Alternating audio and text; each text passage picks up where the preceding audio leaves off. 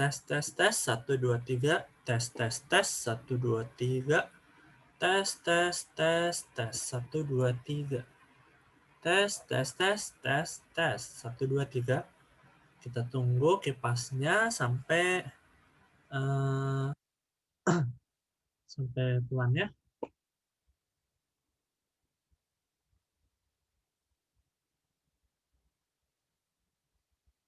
Ya, oke, kita mulai ya.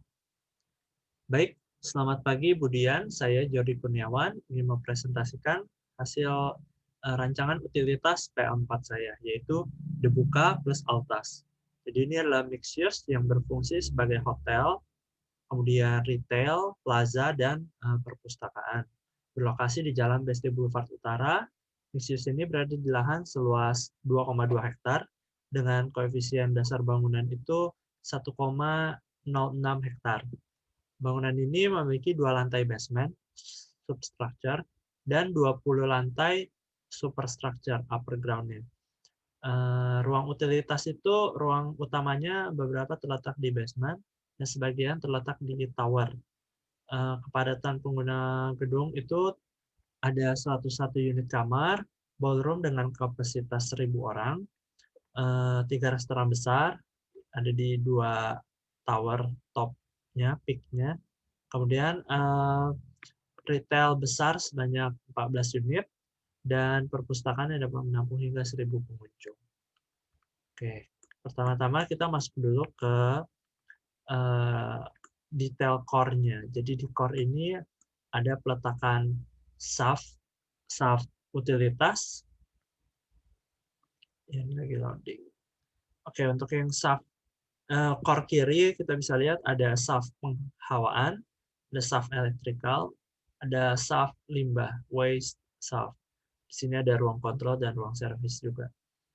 Kemudian untuk yang core kanan ada shaft plumbing, elevator service, dan ruang servis. Ini dipisah semuanya untuk memudahkan maintenance dan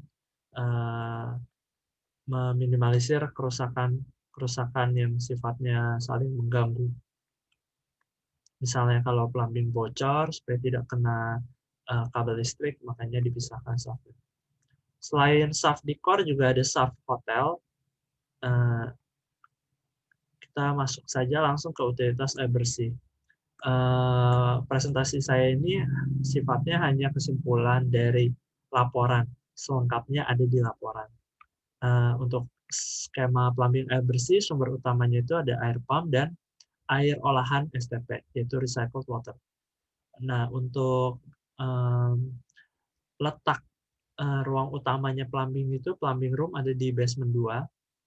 Dia isinya ada filter, pompa, di bawahnya ada water tank, yang ukurannya itu 10 kali 5 kali 5 untuk 250.000 liter. Ini perhitungannya ada di laporan. Kemudian dialirkan melalui shaft ke roof tank. Jadi ada tank air di lantai 18 yaitu MFP floor. Itu kemudian dialirkan lagi ke kamar-kamar melalui shaft kamar hotel. Nah, ini denah tipikal hotel. Jadi untuk shaft plumbing itu yang warna biru tua. Kalau shaft hotel itu yang warna biru muda, ini ada 4. Jadi satu shaft ini bisa melayani 4 unit hotel. 2 unit hotel. Dan shaft ini berisikan plumbing air bersih dan air hangat sesuai dengan skema ini. Ya. Dan juga ada air recycle untuk flush. Jadi untuk keperluan kamar mandi. Nah, kemudian lanjut ke grey water dan black water. Nah, untuk grey water dan black water itu sebenarnya pipanya sama, cuman sama untuk toilet, tapi beda untuk shower, keran, dan juga dapur. Nah, ini air grey water dan black water itu diolah secara ini ya, lewat plant STP, switch treatment plant, dengan teknologi membran bioreaktor. Nah, baku mutu airnya itu adalah air bersih. Kemudian ditampung di recycle water tank, kelebihannya itu dialirkan ke sumur resapan, sisanya lagi dibuang. dia digunakan kembali, dipompa ke roof tank di atas. Untuk kapasitas roof tank itu juga 250.000 liter, kemudian 3.000 di sebagiannya itu untuk flush yang didapat dari recycled water. Perhitungannya ada di laporan. Kemudian untuk selanjutnya utilitas listrik terlebih dahulu ya. Untuk listrik dan pencahayaan itu sumber utamanya PLN, sumber cadangannya itu genset. Kemudian dialirkan ke pembagian zona dan pembagian lantai. Ya, zonanya itu zona hotel, zona retail, dan zona perpus. Kalau mesin juga ada dibagi-bagi ke mesin MFP di lantai 18, kemudian ada mesin lift, mesin refrigerator di AC room, dan juga pompa di plumbing room. Nah, listrik ini kalau pencahayaan menggunakan dua jenis pencahayaan, yaitu downlight dan ambient light. Kalau downlight itu ini pakai lampu LED biasa. Kalau ambient light itu di ceiling dikasih LED strip. Nah, ini ilustrasi pencahayaannya unit hotel beserta denah peletakan lampunya. Nah, untuk shaft elektrikal itu ada di warna kuning pekat, kemudian ruang kontrolnya yang berisi panel lighting untuk per lantai itu ada di ruang kontrol yang berwarna kuning cerah. Lanjut ke pengudaraan.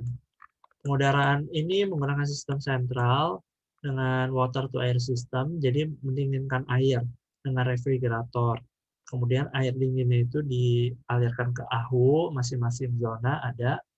Kemudian di AHU-nya ini menyerap mengisap udara segar, kemudian didinginkan, kemudian didistribusikan lewat ducting ini. Nah, ini pembagian zona-zonanya ya.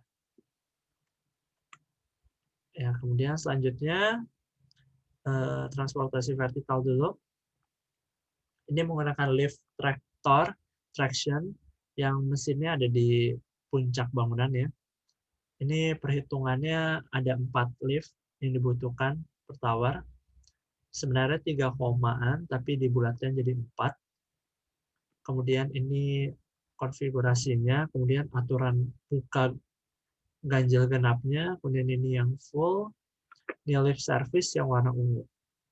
Beserta fungsi-fungsi per lantainya, lantai B2, B1 hingga lantai 19. Kemudian selanjutnya keamanan. Untuk keamanan komunikasi tata suara bass itu dirangkum dalam bentuk denah, pemetaan CCTV, router Wi-Fi, sprinkler, kemudian speaker, itu semuanya dirangkum. Selengkapnya jenis device-nya, analisisnya, perhitungannya ada di laporan. Kemudian penangkal petir juga, indeksnya juga ada di laporan. Ya, mungkin sekian presentasinya. Untuk pengolahan limbah juga tadi sudah disebutkan ya, STP, dan ada waste shaft-nya, itu selengkapnya semua ada di laporan. Ya, baik. Demikian presentasi sistem utilitas perancangan arsitektur 4 saya. Terima kasih.